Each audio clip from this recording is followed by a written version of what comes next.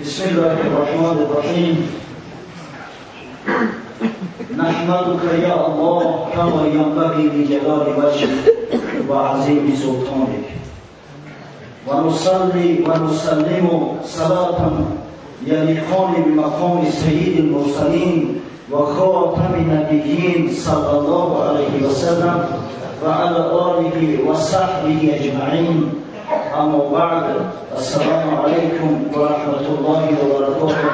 برادران عزیز، روز شریف جمعه را برای کودک شما و در سیما و شخصیت شما از برای تمام مسلمانان جمهوری تاجیکستان تبریک و تهنیت میگویم و از درگاه خداوند بزرگ مسئلت آن را دارم که پروردگار ایمانهای ما و شما را به خاطر محبت داشتنمان و امر معروف و نهی از منکر و خاطر محبت اظهار نمودنمان در شتاب و مساجد خداوند که خانه‌های خدا هستند، خداوند ایمانان را قوی گرداند و فردا روز قیامت همراه مؤمنان ما را محشور سازد. هفته گذشته یادتان باشد در مورد مطالبه جمل با شما صحبت می‌کردیم و متاسفانه نتوانستیم که صحبت خود به پایان رسانیم. انشاءالله از آن جایی که صحبت قلب کرده بودیم، امروز صحبت خود ما ادامه خواهیم. اصلا گفتیم حرب جمل از حرب‌های بزرگی است که با گواهی قهرمان قادسیه و قهرمان یرموک خعب‌ها ابن عمرو تمیمی نه جنگ قادسیه و نه جنگ یرموک در شدت و او برابر نمی‌آید. خعب‌ها ابن عمرو در آخرهای حیاتش میگوید با جنگ جمل فقط میتوان جنگ سیفین برابر داشت. هر دو همدیگر بسیار شبیه هستند و متاسفانه حد این جنگ‌ها میان مسلمانان واقع شد.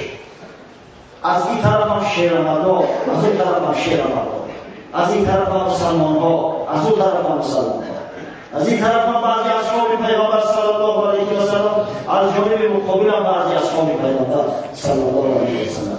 از این خاطر جنگ باشنی شدت است. تصور کنید که اگر دشمن نمی‌توانست که در میان مسلمانان رخنه وارد کند، اگر همه این خشونت‌ها یک بشوند و اگر این قوت بر ضد مشرک‌ها و بر ضد کفار سفرور بشه، شاید در روی زمین دیگر مکانی نمی‌ماند که در زیر سلطه مسلمانان وارد نگردد. اما دشمنی که خوار و ضعیف شده بود، یک قدرت امکانیتی با راه حرب جنگی و جوانمردی شکست دادن مسلمانان را نداشت، توانست با راه فتنه، با راه حیله و نیرنگ مسلمانان را بر جان همدیگر دشمن سازد و در این به جان همدیگر تاختن شماره زیادی از شجاعان به شهادت رسیدند. در هنگام حرب جمل قبایل زیاد شرکت داشتند. از هم خلق از همه قبیله‌هایی که به بین ربیعه متعلق هستند و قبایل یمن، اونایی که در سرزمین یمن سکونت داشتند.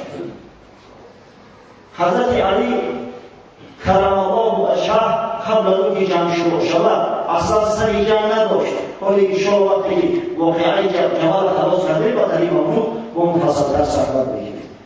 به خاطر آنکه جنگ نظام نشود، در هر قبیله یک نفر از بزرگای همون قبیله را سرور تعیین کرده.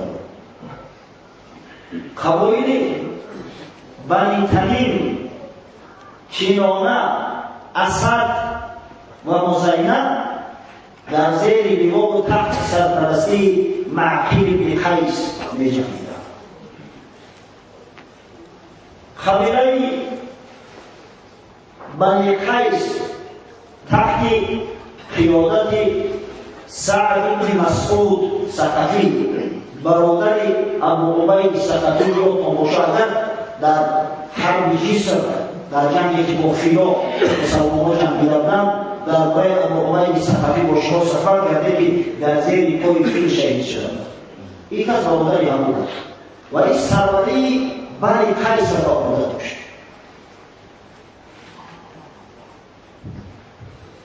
خوایل بکر ابن وائل و بنی تغلیب تحت سرپرستی وعلا ابن محلوج قرار داشت. اینها شخصایی که سرورای قبایل بودن، علمای معتبر و معروف هستند. قبایل یمن بنی ازد، بنی بجیله، انمار و خصعم تحت رهبری و قیادت یکی از قهرماناشون، یکی از پیشواهاشون با نام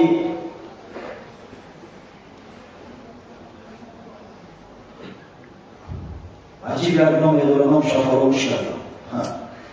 اصلا ابن سلیم ازدی به خطا نمیشه. ابن سلیم ازدی سال شخص معروف معتبر است و قبیله بنی تی تحت رهبری و قیادت علی ابن حاتم پسر حاتم تی به جنگ خارج یافتند. همچنین مردم کوفه را، مردمی که از قبیله‌های پراکنده عبارت بودند، اصلا اینو شهری شده بودند دولت‌های قعقاع ابن عامر و هند ابن عامر، زید ابن سوحان و امثال این شجاعان رهبری میکردند. از جانب مقابل هم به قبیله‌های صورت یعنی مقابل، یعنی که کشون حضرت طلحه و زبیر اصلا از این قبیله‌ها ترتیب یافته بود، فقط سردارشون دیگر بود. برای ازد سرور قبیله شد سرور ابن شیبان رهبری میکرد. برای حنظله را یکی از قهرمان‌های عرب، یکی از قهرمان‌ها با نام هلال رهبری و قیادت میکرد. بنی تمیم، از بنی تمیم بسیار قبیله کلان است. اصلا قبیله عمرو بن تمیم در جنگ از جانب وسیع‌ها شرکت میکرد، تحت رهبری ابوالجربا جنگ میکرد. همچنین قبیله و قوم بنی زفر عمرو ابن یسریبی رهبری میکرد. عمرو ابن یسریبی که هفته گذشته با شما گفتیم که سه قهرمان نامدار را کشت، چهارمش را به بعضی روایات قتل کرد، به بعضی روایات دیگر به مرگ نزدیک آورد، قهرمان‌های نامدار می‌آورد. و آخر الامر حضرت عمار ابن یاسر نوساله با مقاربت در آن شهر باشد قتل کرد. یادتون است عمرو ابن یسریبی این سرداری قبیله قوم بنی زفر است. اگر تصور کنید بنی ازد در مقابل بنی ازد، بنی بجیله در مقابل بنی بجیله، از اون طرف بنی تمیم در مقابل بنی تمیم، چی جنگی شدید شد. وقتی که طلحه ابن عبیدالله رضی الله عنه زخمی شد و به بعضی روایات در اون میدان جنگ شهید شد، به بعضی روایات دیگر غلامش را خارج کرد از میدان جنگ و در یکی از خانه‌های بصره جان و جان‌آفرین تسلیم کرد. و حضرت زبیر وقتی که بعد نصیحت حضرت علی و بعد تأکید حضرت علی، وقتی که حضرت علی حدیث پیامبر صلی الله علیه و سلم به یادش رساند که یادداری و زبیر که پیامبر خدا صلی الله علیه و سلم باری به تو مراجعت کرد، گفت یا زبیر امیر تو سمیداری؟ گفت چرا تو سمیداری که قوم است، پیش تبارم است، صحابی بزرگی است، برادر دینیم است. گفت فإنك تقاتل علی و انت ظالم. تو یک روز با علی جنگ میکنی در صورتی که ظالم تو هستی. وقتی این سخن گفت حضرت زبیر پشیمان شد، گفت ایام برات از این حدیث بعد دیگه جنگ ترک کرد، دیگه جنگ نکرد. همون یک غلام خودش از میدان جنگ خارج شده، راه مدینه را پیشه کرد برآمد. میدان جنگ دیگر خالی مانده بود. مادر بود بی عایشه که با خاطر صلح قاضی بصره کعب بن سر و میدان عملش کرده بود، بالای همون جمل، بالای شتر که امامش عسکر بود اگر یادتون باشد، به میدان برآمده بود. دیگر در احاطه همون گروه بدبخت که جنگ و نزاع انداخته بودند، قاتلای حضرت عثمان تحت رهبری عبدالله ابن سبی یهودی شروع کردن حوزه کجوی مدرمت تیرشوی بود. همه قدر تیشم شربتی مثل خورپوش همه قدر که الحمدلله پیششون احرام کرده بودن چوب آهن آمده بودن و اینو در جانش صحبت میکرد. از همین خاطر وقتی که مردم لشکر بسته احلو را بینن این مادر مسلمان ها است، ناموس مسلمان ها است، اطراف جمع را گرفتن و با تمام جدیت و شدت جمع شروع کردن. شاید اگر شطر مادر منه بشود تیزتر شکست خود لشکر مسلمان بکنید. زیر و ضرب شمشیر حضرت علی را کسی برداشت نکرده است. اما از بس که مادر در برای تجربه بود مردمی بنی اسد خاصتا بنی زبر تا آخیان شجاع و دیاور شد تا زمان شدت و زمین افراد موقعش وطن نکرد. مواد شدت از دست به دست بگذشت. فقط شجاع و آدمای بغیرت مواد را می‌گرفتند و 70 نفر شهید شدند در یک لحظه. هر کسی مواد شدت را می‌گرفت مثلا شجاع می‌کردند. از دست به دست مواد می‌گذشت. مادر میگن تا زمانی که بنی زبر در اطراف بودن شطر آرام بود، ساکن بود، قوی جمع می‌کردند. شعر می‌خوندند نحن بنی زبر اصحاب الجمال الموت احلى عندنا من العسل. ما بنی زبر ما اصحاب شطریم، ما پشتیبان‌های شطر هستیم. مرگ برای ما از عسل دیدن شیرین‌تر است. مرگ به خاطر دفاع از مادر مسلمانان برای ما از عسل شیرین‌تر است. جنگ به نهایت شدید می‌رفت. وقتی که مادر از ترجمان نظر می‌کرد شما کی هستید؟ میگفتن ما بنی زبر. میگفت بخت شما مردم جنگی هستید، واقعا مردم باناموس هستید. دلبرداریش می‌کرد. از همین خاطر که جانشون را فدا می‌کردند. جنگ به نهایت شدید رفت در اطراف شطر.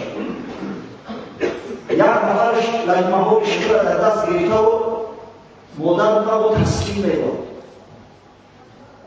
یا امنا یا عیش لن تراعی، یا امنا یا عیش لن تراعی کل بنیک بطل شجاع، یا امنا یا زوجت النبی یا زوجت المبارک المهدی.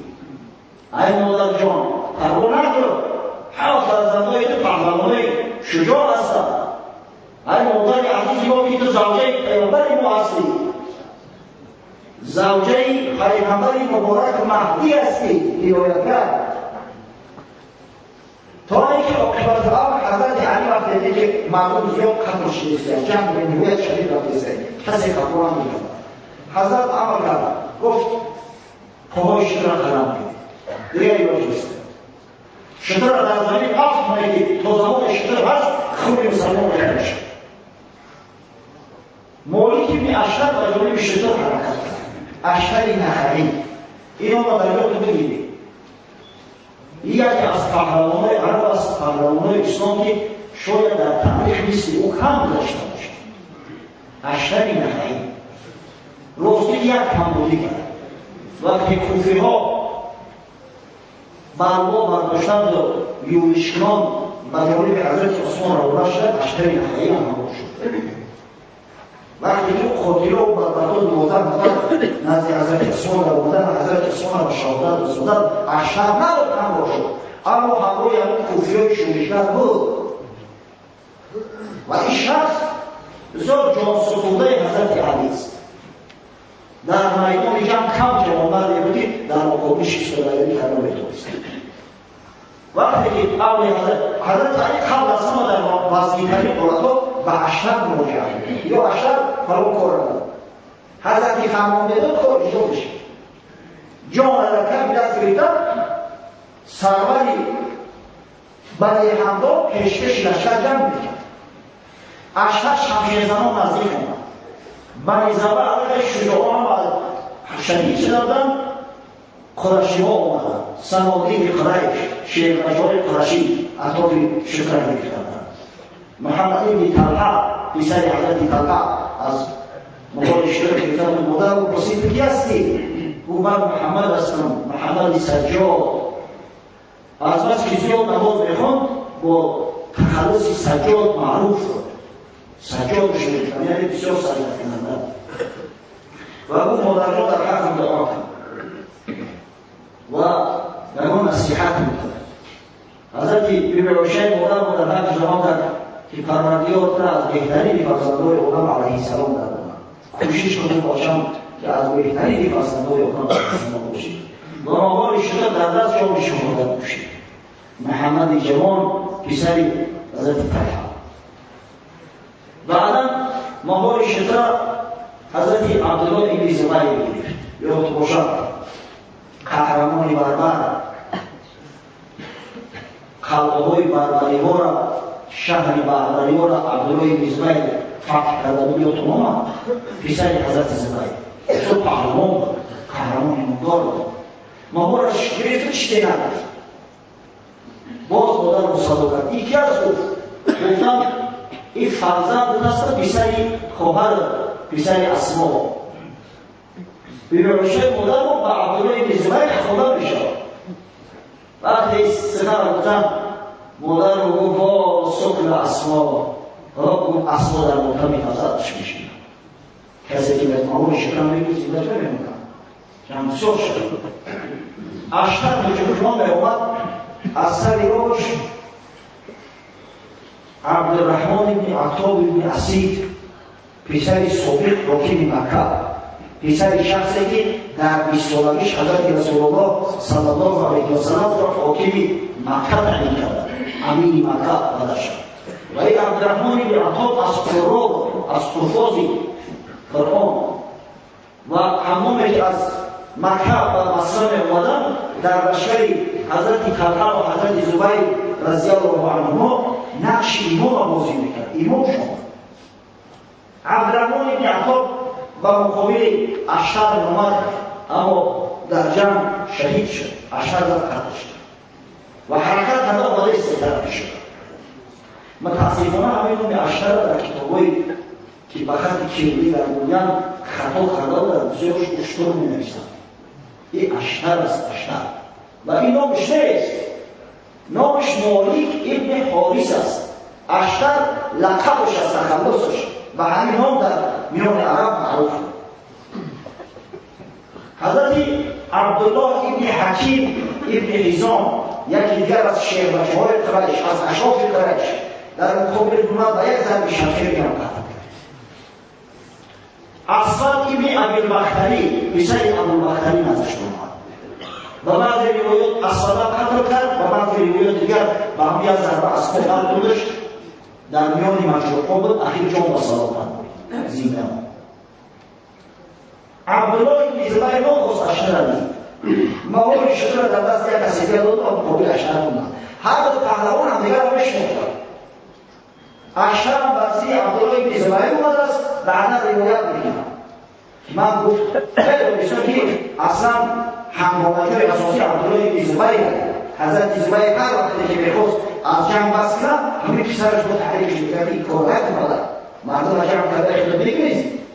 از همین خاطر من خاص میگم برای عبدالله ابن زبیر پیش رفتم. عبدالله ابن زبیر هم اشتر را شناخت. هر در مقابل هم اومدن یک ضربگی زدن.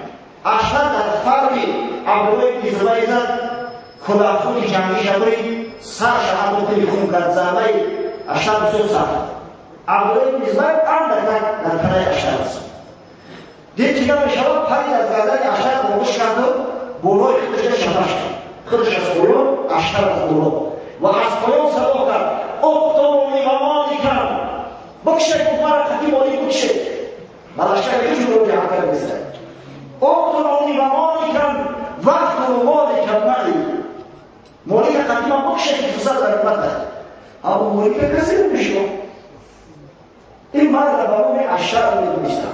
عبدالله ابن زبیر رو حقیقی شد میدونیستن. یک برادر دوی نامش سفربه کرد. این خودش همین چپ یک کمک دوی خودش جون شما سنه یا خودش رو چپ همین که چپ شیش در تعقیب و ترکیب یک برادر باید زن بزنه تلفن کنه یک کاری مهمه. وقت تلفون کم دارد این تلفون دستی بسیار کم خیلی نم تلفون کمکی در خدمات تلفون کمکی در یک دو خونه نبود شد این تلفون از همه خودی یک نوع تلفون بارد دست گفته اگر ایزن زدن مقصد ما را تورد خودش در خونه شهیدن تلفون میکنه یک کس میگه سفرم میگه میگو کنم سفر میگو سفر میکنه تلفون را دو تو نمحکول داره سفر خونه ما بعد میگو از خودی اون مدرسه در وقت بعد شخص باید که بزرد یه زن نزدم سفر الله سفر دی سفر دی که باشی زن زدن شاید سفر بگیری نمود بیزن من سفر که میگه ما هم چپ سفر فروش کردیم اگه این معلوم از کیلومترها که این مولیک اشتری نتریه نبوده نکشتره اومدن از همدیگر کنکشه جو کرد همدیگر کردن بروش حضرت عبدالله ابن زبیر دیزن بیشتر بود بهوش در میان مجموعاتی اما اشتری نتریه بورد کوش در اون بودن گرفت صبح از یک وزنیم میده حضرت علی عمل کرد با تعقل این عمل که شیطان کرد شطر از خوب آفت سر یوار دیر پیدا کرد تعقل این عمل قهرمان ایمانداری جنگ قدسیه و یرموک در اطراف شما شخصی که همراه و جنگ کردن جمع شد بعد از هر سو اومدن آخران شخصی که مواد شطر در دستش گرفته است شخصی به نام زفر از زیر دستای قحطاب بود گرفته با زمان قحطاب زد پایش راحت شکم کرد شطر با یک صدا با یک نعره در زمین زد وقتی که در زمین افتاد مقاومت قشون وسطش دیگر نکرد حضرت علی اول امری بود گفت مجروحان دست رسولی لباس جنگی هیچ نفر از کشتشدگانی که مسلمان هستند نگیره کسایی که از جنگ بگریزند اسبشون نخوزه با اصحابت کسی را نگیره مسلمان موقعی نگیره شد اول امریکی کردن حوضه از بولی شکر گرفتن در زمین اومد حضرت در حال عمل کرد یک خوبه زدن یک خیمه زدن و محمد ابن ابوبکر دادر مادر بیبی عایشه داخل حوضه شد سرش از باور مادر گفت کی هستی او محمدی برادر پسند مادر گفت یا ابن خصمیه گفت صابری هستی مادرش از قبیله بعد خصم است اصحاب کرامه است از امر خودی دیگر ابن خصمیه میگه در مورد قصه نبی از اون بیان عقلی اون مسئله اون فرحان نگاه اون بعدا وقتی با کلمات اوردنش عمار ابن یاسیر نواد سوال نمیشه گفت السلام علیکم یا الله سلام برتگو مادر جان پرسیدش من هست کی هستی گفت ابن که عمار ابن که پسری دست عمار گفت لست لک اليوم ما مادرت بسترانش شد یا بسوط دارم میشه مادرم گفت بله برادر اگر چندتر خوزی هم که نباشید مادر جان و بیبی عایشه مادر ما داخل خیمه کردن ببینید با کدام درجه را اونها بیعالی میشود حضرت صلی الله حمد جانب بلای حمد جانب حضرت علی حمد در جانب بیبی عایشه بیچورم در مادر شد یک بدبخت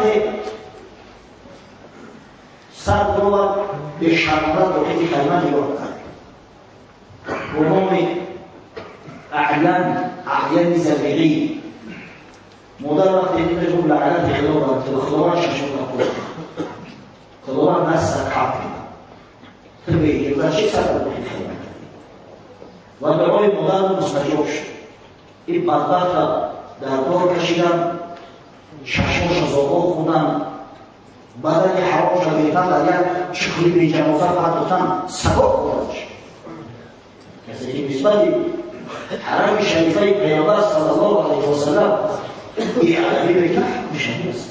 احمد شنیده شد. قصه گفتن جنگ جمال تمام شد. 10,000 مسلمان در جنگ شهید شد. نزد حضرت علی هر نام که بگید من خواه از شما خودش دارم. خواه از شما طلقه و زبایه میگم خداوند رحمت کنم. خداوند در بهشت جاودانی داخل گفتم بیا علی گفت در حق دشمنان را میگم بگیری گفت ما دشمن اسلام مسلمان هستند برادرای ما هستند. یک فتنه سر مسلمان آمد که مسلمان وقتی مسلمان برادر خودش به جنگ است. ما یک مسلمان هستند. نزد هر بودایی که میرفت خواه از خشون خودش بود خواه از خشون دیگر بود در حقش آقای کاری میکرد. و همون روایتی که طلحه بن عبیدالله در میدان جنگ شهید شده است آمد دید طلحه را به خون آغشته در خاک آلوده گفت یا ابو محمد برای من بسیار وزیر است این در زیر ستاره‌های عثمان در این حالت می‌بود. ای کاش که گفت علی 20 سال قبل از این می‌مرد و این آفت این برای قدر می‌دید چشمش. شخصی که ببینید وزیرش نمیشه است این قدر شخص شدید شده است شاید حلیمه شاید مهربانه اما که تمامی مالی که جمع شده و تمامی اسلحه جمع شده همه را نزد مسجد جمعه بصره برد. گفت هر کس بیاید برای صحبه کرده بود از خودش رو نخواهش. همون گروهی که خلاف حضرت عثمان مبارزه بودن بدبختان دعوا کردن که چرا بودن خون اینا در ما جایی که دست ما رو شده. حضرت علی گوی بدبختان پیش آمده کدام میخواهی که عایشه ام المؤمنین را اسیر کرده مورد کرده. هم دیگه خاموشی کرد در روت در بود. این مال مسلمان ها شما چی که آدم فقط چیزی که اون از بیت المال است نشانه بیت المال دارد او را با بیت المال برگردانه. گاهیمانه همش باید و صاحباش رسونده شود و مادر را به بصره آورد. در بصره در بزرگترین خانه عبدالله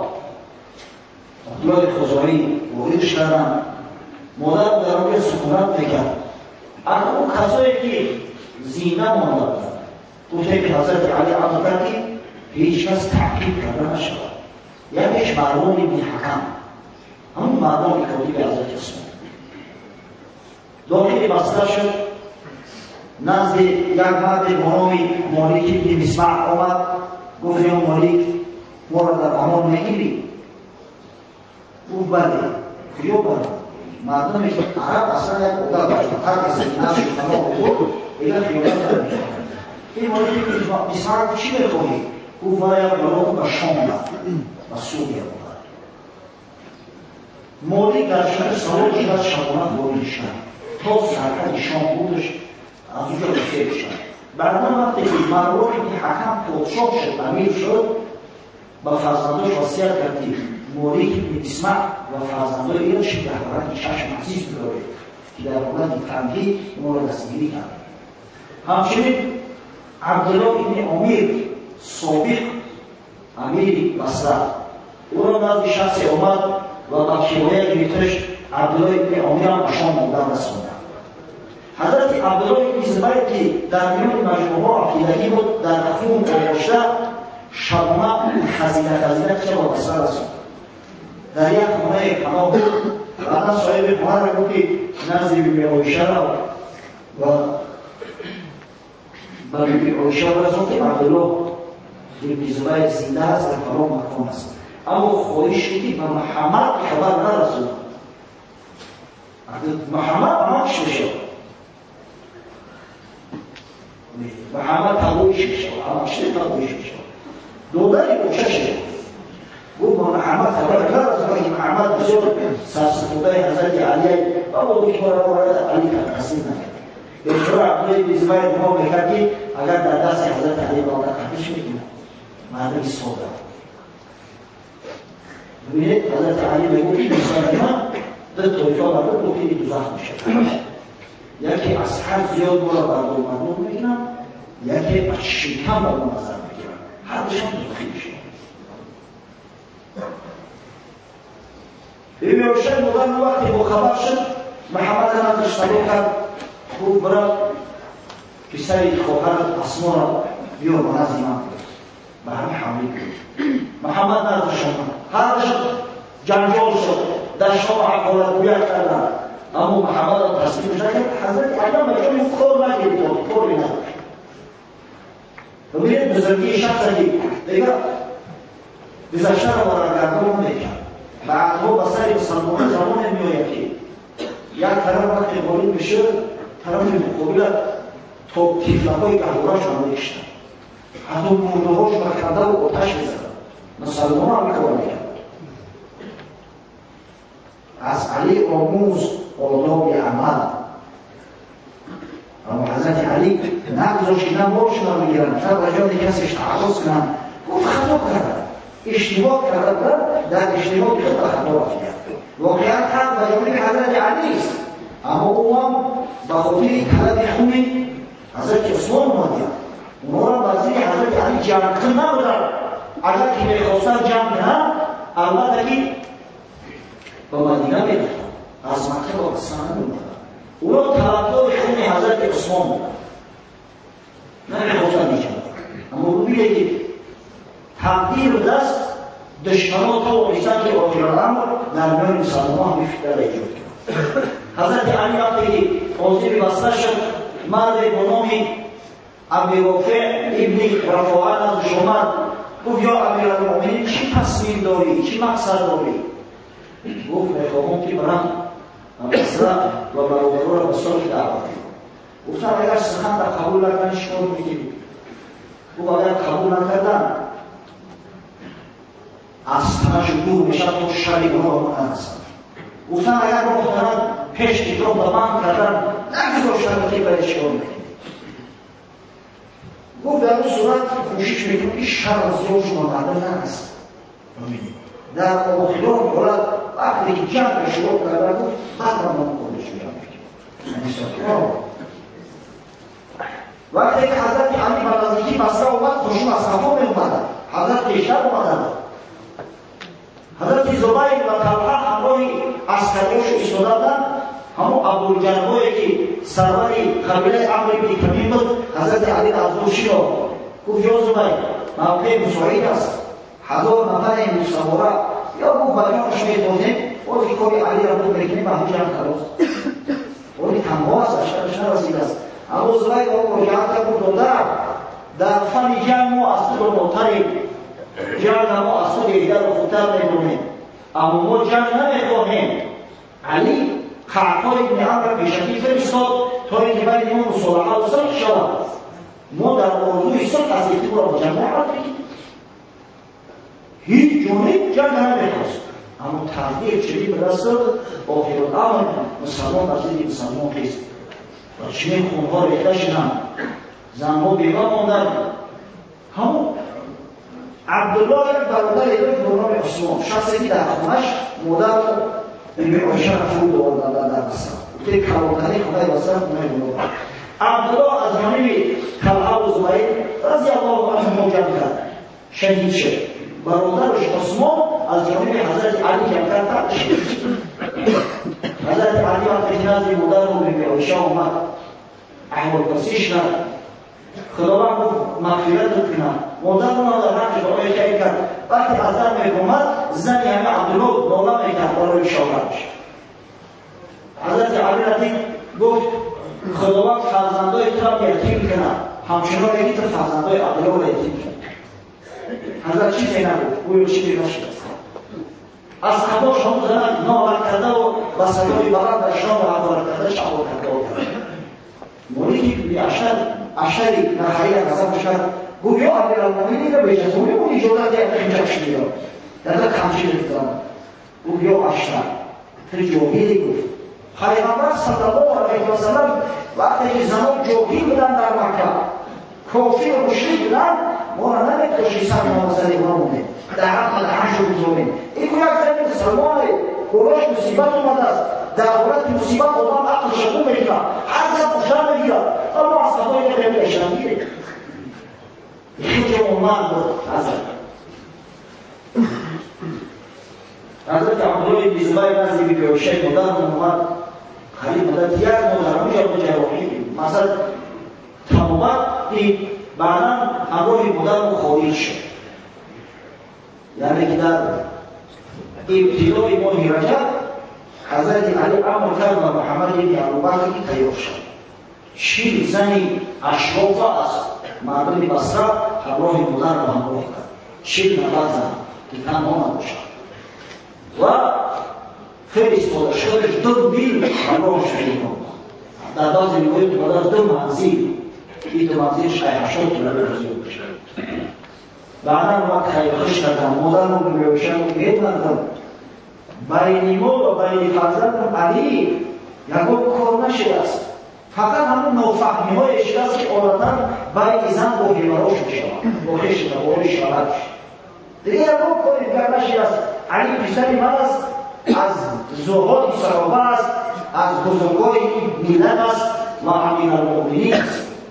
حضرت علی قسم و خود مدر راست میگه بین ما هیچ واقعا نشده است. اینا نکشید نبرید نیارید، اما متاسفانه خانم‌های بعدی نمی‌مونن. غیبت حق همسایه و غیبت هیچ نبرو شده که ندارن.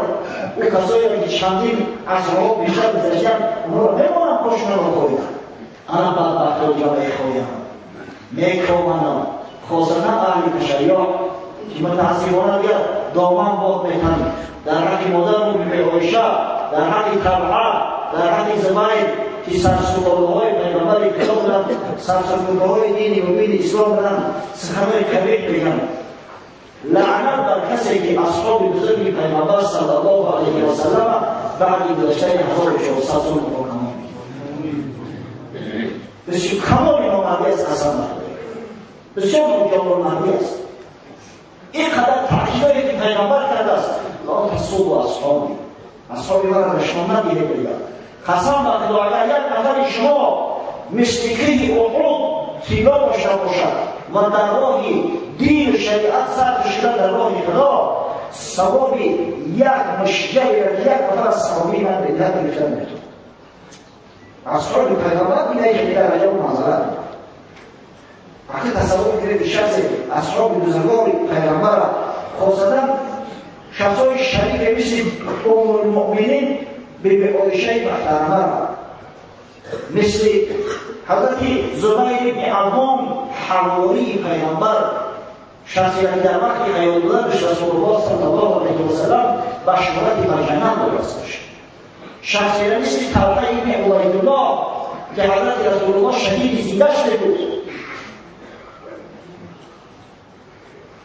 دشنا محفورت نفت که میگوشی بشه و احوال میگوشی بشه واللهی فرد روز قیامت از شفاعت محمد صلی الله علیه و سلم احوال میشه. این باید قیمت. خب اگر بوده که در اینجا بزرگوی زیاده و شهادت رسیدن همون روز بیگاه علاقه مردم مدینه رو خبر شد و خبر شدن که خشوع مسیح ها شکست بود.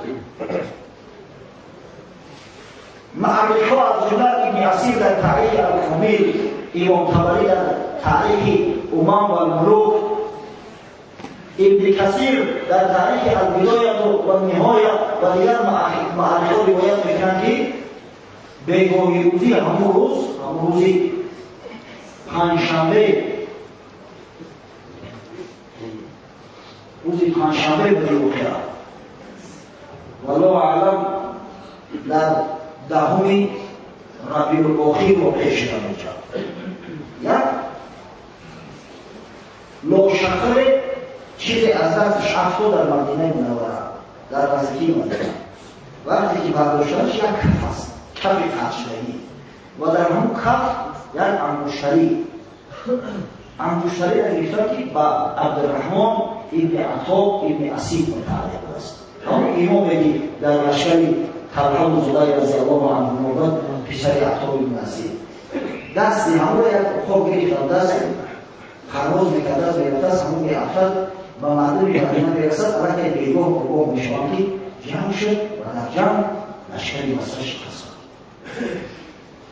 خب اگر گفتن که شخصای بزرگ و شهادت رسیدن از میانشون معروفترین و مرتبه‌ترین‌هاشون را بیان کنیم. بزرگترین اشخاص دیگری روز شهید چند نفر است. یکی حضرت طلحه ابن عبیدالله و دیگری حضرت زبیر ابن عوام. هر دو خدمتگار دین مبین اسلام هستند، صحابه بزرگ پیغمبر هستند. هر دو متعلق به عشره مبشره هستند، کسایی که در وقت حیات بودنشون رسول الله صلی الله علیه و سلم به ایشان مشورت جنت دادند.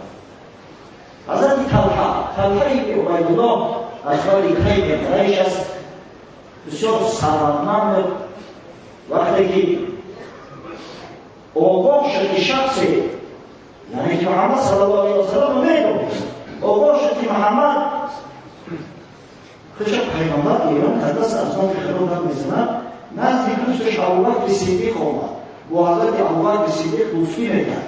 ابوبکر صدیق رضی الله عنه توجیه بود، طلحه نیز توجیه بود. حتی علمای پروفسور توضیح بودند، درستکار بودند. اومد گفت یا ابوبکر چنین و چنان شنیدم آیا درست است؟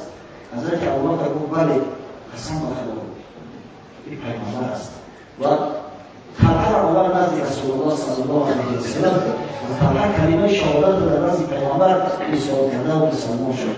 در تمام جنگ و معرکه ها غیر واقعه بدر حضرت طلحه در پهلوی پیغمبر در همون جنگ احد چنان کارنمایی ها کرد، پشتش پشت نداد، پشت سپر پیغمبر صلی الله علیه و سلم قرار داد. حتی وقتی که یکی از مشرکا با شمشیری برهم میخواست در سر پیغمبر بزند، طلحه که در دستش دیگه چیزی نمونده بود دستش سپر کرد، برو سر با دست خالی دم شمشیر را در بود و همون دست بریده شد و فلج شد. حضرت طلحه دست راستش کار نمیکرد، دستش مفلوجه شده بود. ابوبکر صدیق بعد ما میگفت که روزی احد روزی طلحه ابن عبیدالله است. وقتی که پیامبر خدا صلی الله علیه و سلم در بدن جوشن داشت از میبرد خواست برای خرسنگ روی در پیر احد برآمدن هم نیست، طلحه ابن عبیدالله در آنجا زیرابیت کرد. خم شد طوری که حضرت برای پشتش با بالا برآید. گفت حضرت اوج و طلحه جنت و طلحه وجود داشت. طلحه در وقت زیدندنش و شهادت جنت از رسول الله صلی الله علیه و سلم دریافت است. بسیار شیرمرد بود، شیردیر بود، در تمام جنگ واقعها همراه پیغمبر خدا. وقتی حضرت صلی الله علیه و سلم داخل مسجد شد، یک گدا را در شما قلب چیزی حضرت با اون دفاع نکرد. وقتی نماز خواندن، بعد نماز نگاه کرد چشم که طلحه رفت لباسای سبز در بدنش، گفت همون سایه پیدا شد، طلحه پیدا شد. طلحه از جاش خیست، گفت این مردک طلحه الخیر بگن، طلحه الخیر طلحه خیر است، ازش برای گفت برای تماسی بود. بسیار سخت علمان یک شخص حضرت سلمان یک شخص نمد شما بیچاره کاملا دست آیوی زرومد و مجبوری رو با کیخ خیشی گفت با خیش تاور است پدران نداری تمام اسلام و شورش اثر کرد. مردم عرب خصوصا اصحاب پیغمبر صلی الله علیه و سلم نسب شناس بودن. حضرت طلحه فهم خیلی دروغ میگن، اما دید که بیچاره محتاج از آبادی یا نمیدروغ میگن. گفت برادر خیش میگن ببخشید این خبر من را خبر نگرفتم، سیگاری رحیم آیه همین کار یک کار احتیاط این از زمین در همین از زمین شده میده. همین گفت سوال شخص بود همین 60,000 درهم نرخ است. اگر بخورید این زمین میتونید، اگر نمیگوید مهر شما شرم فرمایی هم 60,000 درهم میتونید. جوانمردی روان اداران باید شخص بدروح چکش در روش برید 60,000 درهم میتونید بسازید. اینه که مردم نمیدونید. حضرت خودش بعدا میگفت که پیغمبر خدا صلی الله علیه و سلم در جنگ احد ما را طلحه الخیر مانده. طلحه خیر در جنگ در لشکر اسره گفت نوع ما را طلحه الجواد ماند، طلحه جوانمرد و همین ها شیافته شد. وقتی که پیامبر صلی الله علیه و سلم از دنیا گذشت، زمان حضرت ابوبکر و حضرت عمر سپری شدند. حضرت عمر در زمره اون 6 نفری که اهل شروع بودند، طلحه را نامش ذکر کرد. طلحه بود یکی از اون شخصایی است که پیامبر از دنیا گذشت در حالی که از او خشنود بود. پس این طلحه سزاواری خلافت دارد، سزاواری دارد. چنین یک شخصی بزرگ بود حضرت طلحه. در بعض روایات اومده است که در سن 60 سالگی جام شاه را پوشید. در بعض روایات دیگر اومده است که طلحه بن عبیدالله در سن 60 چند سالگی، بعضی 66 میگن، بعضی 68 میگن، آدم فاده را به روح گفته، روح که عالمی باقی داشت، خدا رحمت و مغفرتش کند. قبرش در بصره است. یا وقتی که حضرت رسول الله صلی الله علیه و سلم از بصره خارج شد در ماه رجب، صحابی بزرگ پیامبر عبدالله بن عباس پسر عمر شد، در شهر بصره بودید. عبدالله بن عباس خواب دید که طلحه بن عبیدالله رضی الله عنه در خواب میگه که یا عبدالله و برادر است، یک آب اذیت می‌کند. یک آب که جوری میشه اذیت می‌کنه در قلب. حضرت عبدالله بن عباس یا صحابه پیامبر همه جوانمرد دارند، همه جوان دارند. این جوانمردی را از پیامبر اخلاق آموختند. یک حویه را، یک زمین را در داخل بصره خرید و از همون میدان جنگ امر کرد قبل حضرت طلحه گفتند رو در شهید روی حق. همون جایی که آب رسیده است اندک سبز شده. این بعد چندین موقعی کار شد، اما دیگر اعضای بدنش جایش دیواز نشست. همون طلحه آزاد گرفتن برای تابوت ماندن شد. حضرت طلحه را آوردن در بصره برانیدند. اما گفتند که مرکز طلحه بن عبیدالله رضی الله عنه در شهر بصره است. حضرت زبیر بن عوام صحابی پیامبر حواری رسول الله پسر عمه پیامبر، مادرش صفیه دختر عبدالمطلب همراه حمزه عمه پیامبر از یک پدر یک مادر در شقیقه بود. و این حضرت زبیر در 15 سالگی به رسول الله صلی الله علیه و سلم ایمان آورد. پیامبر ایمان آورد. حضرت زبیر اول شخصی هست که به خاطر محبت پیامبر در اسلام شمشیر کشیده است. اول شخص در داخل اسلام. وقتی که در مکه وارد دروغ شد، یک شایعه دروغ اعلام کردن که محمد صلی الله علیه و سلم کشته شده است، حضرت زبیر از دکان پرید، شمشیر کشید و بعد شمشیر آویزان در دستش نزد پیامبر. از همین خودی میگن اول شمشیرکش در اسلام حضرت زبیر بن عوام است. در هنگام حرب خندق حضرت زبیر یکون جنگ ترک نکرده است، در هر جنگ در پهلوی رسول الله است. در هنگام جنگ خندق پیامبر اکرام صلی الله علیه و سلم فرمود کیست جوانی با جرأتی و دشمن نزدیک شود و مشکلات و خبر ما را بیاورد. حضرت زبیر از یک فرد کیست؟ گفت یا رسول الله من از بس که صفیه همش یک پسر داشت، حضرت ندیدش نشد و دیده این رو یک پسر بگرده و یا باشم از کلیش نمیگه چی برسد کنه پیغمبری محبوب دیدش نشد. باز صدا کرد بار بیدیو کی بیرون از دشمن یکان خبر بیرون کی رسید که بیرون هست. حضرت زبیر گفت تنبیه گفت اولی رسول بار سیدیم علاقت با حضرت زبیر حضرت گفت لکل نبی حواریا و حواریا زبیر بن عوام و حواریا زبیر بن عوام. هر یک پیامبر خودش حواری دارد، کمکگر دارد، پیغام دارد. حواری من حضرت زبیر بن عوام است. حضرت زبیر در عملیات پیغمبر صلی الله علیه و سلم در جنگ یرموک شرکت کرده است.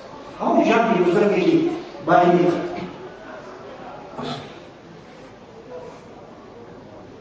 رومی ها و بین مسلمانان پیش حتی در تاریخ آمده است دو مواقع سر رومی را پاره کرده است.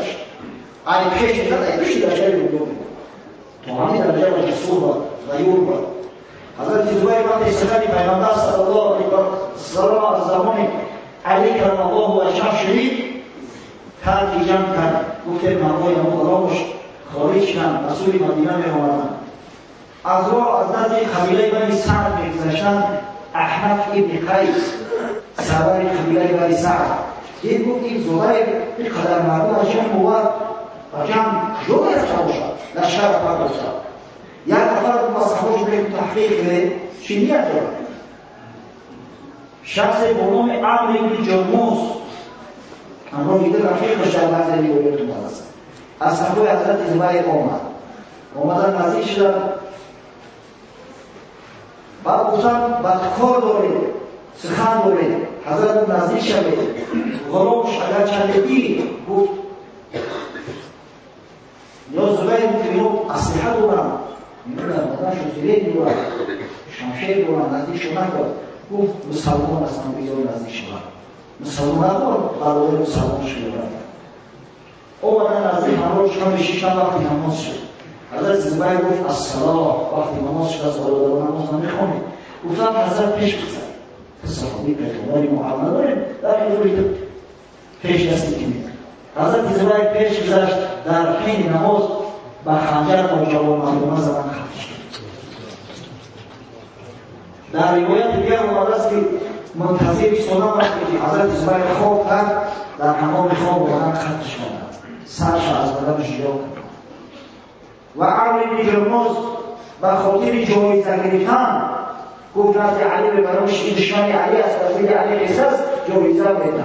آمد نزد اول اومد نزد قبیله احنف، اونجا بود احنف بن قیس گفت قسم به خدا گفت من نمیدونم که این کاری تو درست است یا درست چیکار میکنی. اومد رفت بزرگ که این تحقیق زبیر کجا میرود، ما کی رفت تو بکردم. اما وقتی نزد حضرت علی اومدن نزد خیرگاهش گفت از برای شخصی که قاتل زبیر است دشمن علی را کشته است اجازه بسید. حضرت وقتی شدید گفت اجازه نشده خداوند خطش کرد.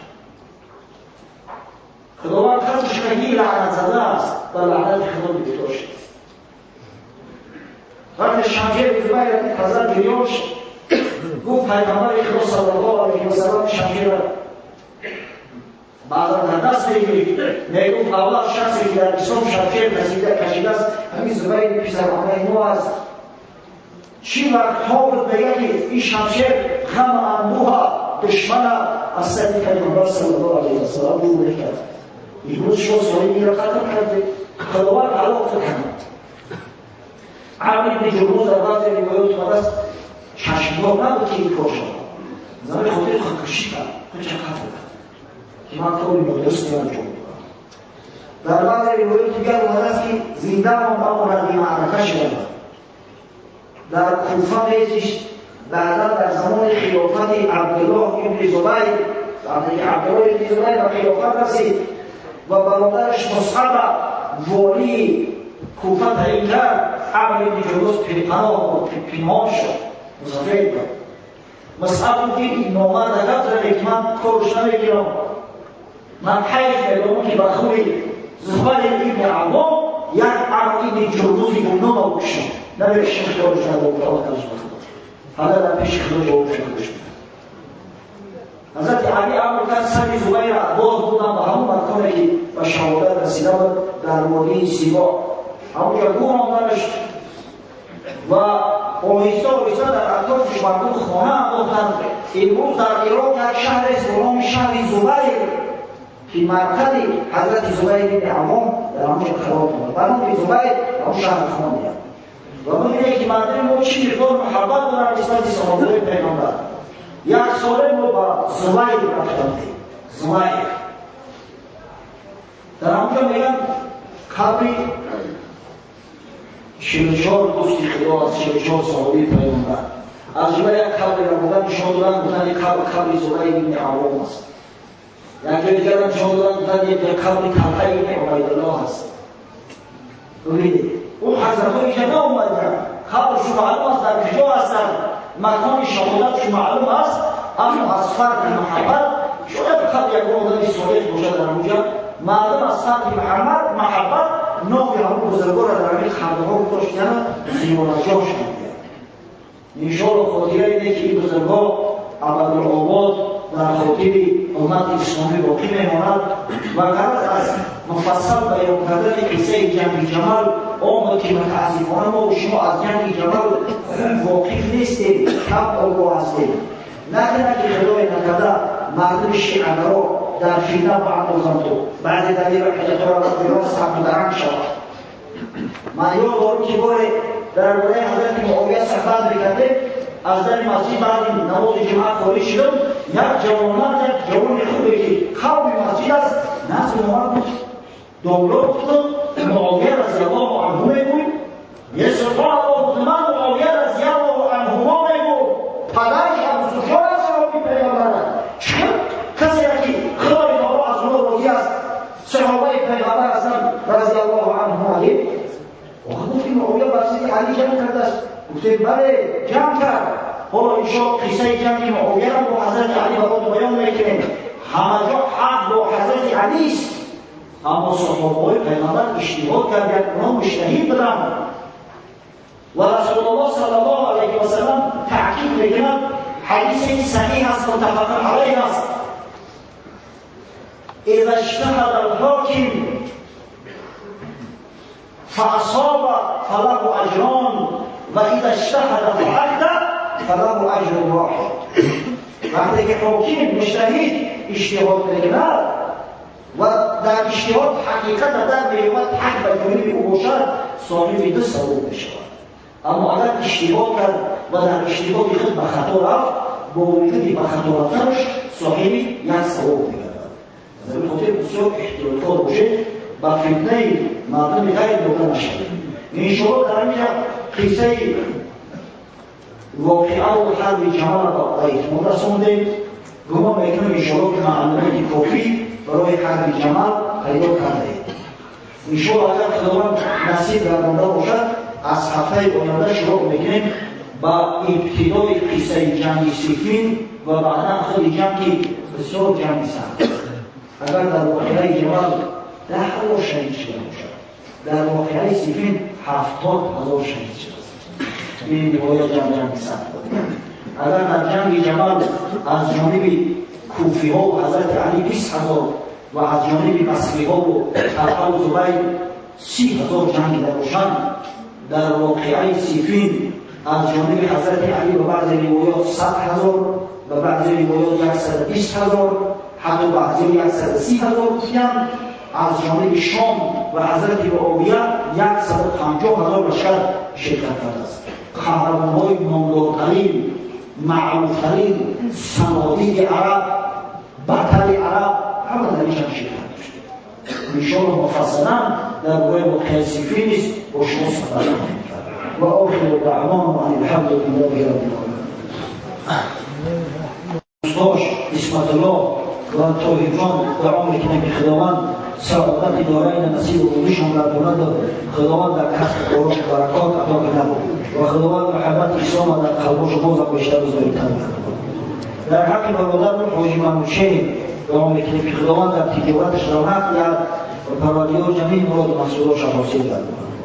در حق برادرم دامر احکام الدین در سرش در حق مادری بیمار شد دعا میکنیم که پروردگار برای شفای کامل و عاجل عطا کند و خداوند سایه شایسته فرزنداش کم نکند و در حق تمام پدر و مادرای مسلمان دعا میکنیم که پروردگار را سالم و تنصیحت و وقت خوش پروردگار را در مسند حکم بر فرزندان نگه شدار تا اینکه از خدمت فرزنداش استفاده برند و عبادت طرف بالایش انجام دهند. و در حق طالب علم‌ها جمیع طالب علم‌ها خاصتا شاگردای ما که الحمدلله امروز در اطراف اکناف و تعلیم علم مشغول هستند و نیز در حق طالب علم‌هایی که امروز در روسیه هستند. حتی بعضی برادران در روسیه در مدارس اسلامی میخواهند یک خلاف نگه داشته باشند. بعضی دیگرش در مکاتب دنیوی دعا میکنند که پروردگار صاحب علم نافع گرداند و با سر بلند با علم و دانش و وطن بازگشتن برایشان نصیب و روزی گرداند. در حق مهاجران دعا میکنند که پروردگار در هر مکان و جایی باشند همیشه تقوا یار یاورشان باشد و هرگز عبادت خدا را ترک نکنند و هر وقت که به یادشان بیاییم در حق ما در حق مردم سرزمین این جمهوری دعای خیر کنند، زیرا دعای مسافر نزد خدا مستجاب است. در حق جمیع مسلمانان یک برادر طلب دعا کرده است. خوشا بخواد و هم میکنیم پروردگار رو محبت و میل و رغبت مسلمانان را به همدیگر قوی گردان.